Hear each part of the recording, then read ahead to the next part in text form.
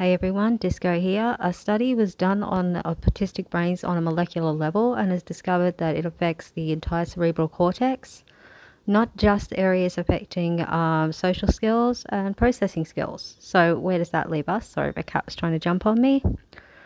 Okay, so it turns out autism has a greater impact on our brains than previously realized. Now, while scrolling down the article, I have included the link in the description.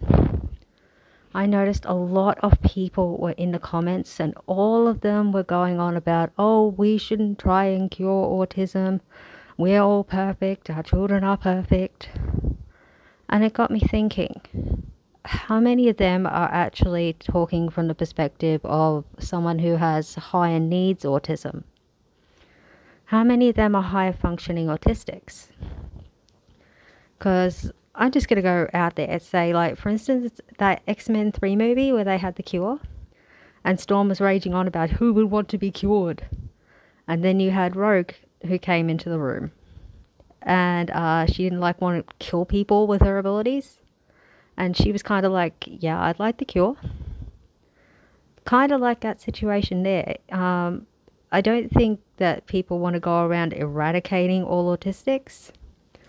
But how many people out there would actually like to not be autistic? I mean, there are people out there glorifying being autistic. And if they're happy being autistic, more the power to them. But not everyone is. What about the people that are really high needs autistic? What about the ones with bowel bladder control issues when they're in adulthood? What about the people who have lives that they wanted to lead but they can't because of their disabilities? What if they want a chance?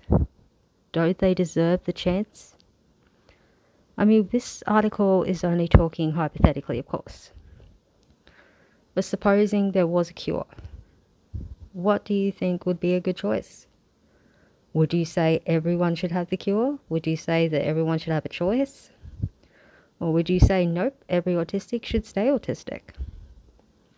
I got my opinions and I believe that people should be given a choice. If you're not happy being autistic, you should not have to be autistic.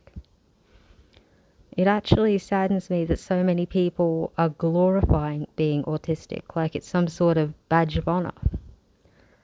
I don't consider myself quirky or unique or special or gifted just because I've got autism. I had a lot of dreams. I had to give those up. I mean, I'd love to drive a car. I mean, I keep thinking to myself, I see everyone drive and I'm like, oh, I would love to be able to drive, but I don't have the comprehension skills. I'm trying to get a job. I mean, I'm really excited about it, but going through a disability agency is kind of, yeah, you don't feel as great. But I want a job. I mean, I'm getting a shot, which is awesome. I'd love to be able to prepare food without having assistance. I mean, I burned my hand trying to use a stove. I would love to do things without a carer there. These are things that a lot of people I don't think are thinking about when it comes to autism. It's not all smiles and sunshine and being quirky and that sort of level of happiness. A lot of us are not always on the happy side of autism. So I'll just leave you with that and I'll head off. Have a great night all.